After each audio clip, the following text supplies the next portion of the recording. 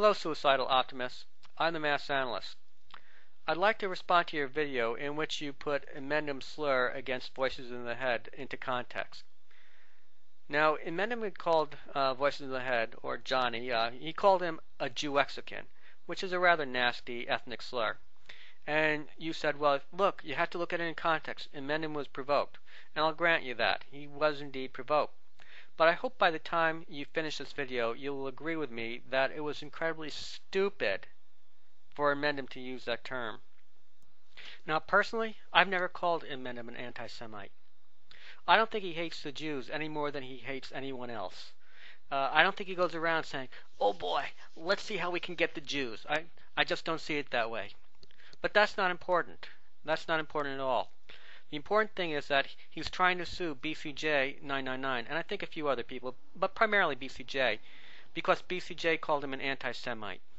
Now, I realize the lawsuit is practically dead, but I believe that Inmendham is trying to appeal the lawsuit, or else he's keeping alive the possibility that he might file elsewhere. So I'm going to talk as if he plans to continue the lawsuit. Now, if he wants to sue BCJ 999 for calling him an anti-Semite, he's got to prove A, that this is a statement of fact about him and not just a statement of an opinion.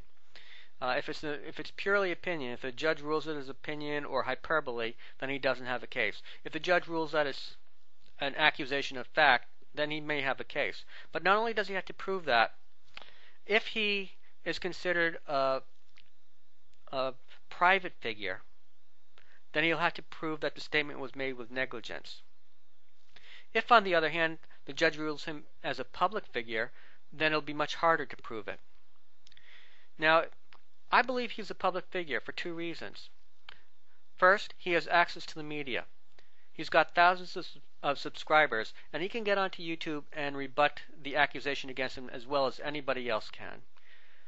And second, he thrust himself into the debate when he made that video questioning a very key part of the Holocaust.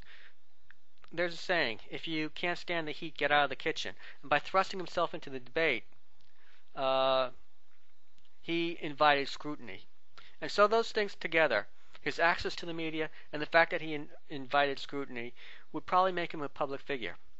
If that's the case, and I believe it is, then Inmendham will not only have to prove that BCJ made the statement, he'll have to prove that he made the statement knowing it was false or in reckless disregard for the truth. Now, as a defense, BCJ is going to do anything he can to bring forth evidence before the judge that Inmendham is an anti-Semite or that a reasonable person might interpret what he said as being anti-Semitic. Obviously, Exhibit A will be his statements on the Holocaust. But now Inmendham has given BCJ even more ammunition, because now BCJ can drag this racial slur or this ethnic slur before the judge. Yes, I know this was made after BCJ's accusations of Inmendham being an anti-Semite were made. I know that BCJ made these accusations first, but the thing is, if I were BCJ, I would be dragging as much evidence as possible before the judge, and whether it was made before or after I made my statement, all I'm trying to do is show the judge that a reasonable person could look at Inmendham's statements and conclude that he's an anti-Semite. And if he can muddy up the waters, if he can muddle the waters enough, then Inmendham's case on that particular point will be dismissed. So I hope you can agree with me, Suicidal Optimists, that Inmendham's statement was extremely stupid under the circumstances. Any statement he makes regarding Jews or Judaism is going to be under close scrutiny, and he just handed BCJ a nice little hammer to whack him over the head in court. This has been the Mass Analyst, under and in.